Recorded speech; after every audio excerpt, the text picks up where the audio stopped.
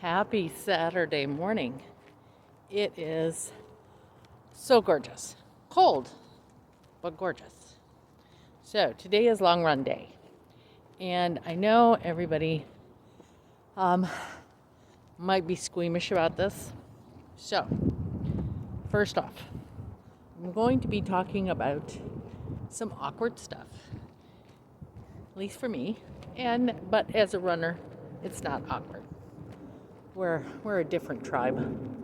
Anyway, I will be talking about runner's diarrhea and kind of the GI issues I've been going through. Second, I am not a doctor, nor do I claim to be, nor am I giving you health advice. I'm just telling you what I am going through, what I've went through and what I'm going through.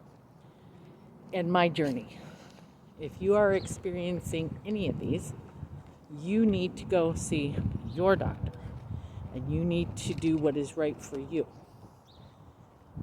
Okay, now that we have those out of the way. Well, it all kind of started after I lost the weight, and before my long runs and things like that, I would try to eat something, get something in my system before I went. Well, I was just plagued all last summer, up until a few weeks ago, with diarrhea on the run. And not just diarrhea, there would be blood in it, which is very, very concerning. And when I did the Hennepin 50 mile, it was a battle. And when I say a battle, if you haven't seen that video, please go find it and watch it. It was a battle. It was a battle of GI issues galore. It was not just diarrhea every few miles. It was, once I got to like mile 32, there's a thing called flavor fatigue. Actually, it was about mile 35. Flavor fatigue, where you're taking in so many gels and hydrations that your stomach just goes south. It says, I don't want any more of this stuff. And I never really understood it until then. So from like mile 35 to almost the end of the race, almost the end of the race, I was pedaling it on both ends. I was trying to keep down the contents of my stomach, and the contents of my stomach was going out the other end. So it was not a fun time. So it was a definite battle. Now I'm going to do my long run, and then we'll come back and we'll chat about the steps I have been taking to try to figure this out.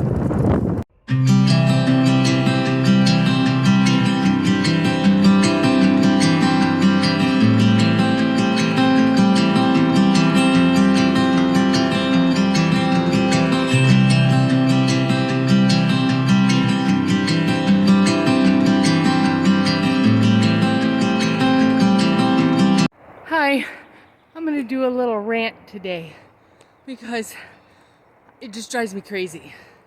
There are people on my run, and I have Austen with me a lot of time. They have 2 huge golden retrievers that they cannot control, that are very aggressive, and instead of having them on a short leash, like a 6-footer, no, they have them on this huge, like 20-foot line, and let them come to the end of it and be aggressive. It's like, you know what? Take your dogs, get them socialized, and learn how to control them so we can all enjoy the trail and all be safe. That's my rant for the day. Happy Sunday. So now we'll talk about the steps I've taken. And this has been since probably I started this journey back in shortly after Christmas. So I went and seen my doctor and explained everything to him. And he said, okay, first things first, we'll send you in for a colonoscopy. So I went in for a colonoscopy. One polyp, which was removed. Everything else looked dandy. Meanwhile, I'm still having, not as bad as Hennepin, but still having, on the long runs, having to go to the bathroom and blood in it. So the next step after that was going to have a angiogram CT. So I did that. That did show the celiac artery coming into the stomach had built up some plaque in that artery, which is not uncommon. I mean, I was overweight for most of my life, and yeah, I didn't care about what I ate. So it's just kind of not a shock there. So then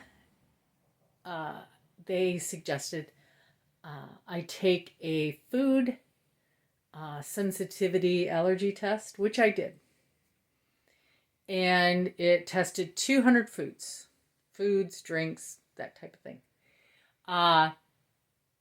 Everything, 199 food sensitivities was 0 to very low sensitivity. The one food highly sensitive to was yeast. And before my long runs, I was either having toast or I was having a bagel. It all kind of clicked then of, oh my gosh. So for the last 2 weeks, I have been going out. And also just drinking as much coffee as I wanted before I went out. I'm not food sensitive to coffee by any means, but still. So what I did was in the last 2 weeks, I can have 1 or 2 cups of coffee, and I go out fasted. I don't eat anything, but I do take with me, if I'm doing anything over an hour, I'll take a Go One More gel, which is a lot like food. Like the apple cinnamon, it tastes like applesauce. And so I've been doing that. My long runs, 2 hours or more.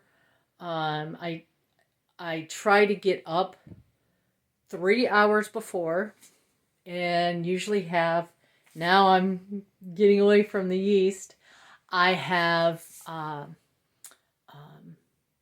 oatmeal with some protein powder in it and some peanut butter powder. And so I try to get up 3 hours before my actual time out the door, eat, and then I usually lay down, go back to sleep, doze for an hour, and then get up and have a cup of coffee. Usually things move by that time. Not diarrhea, but they move by that time.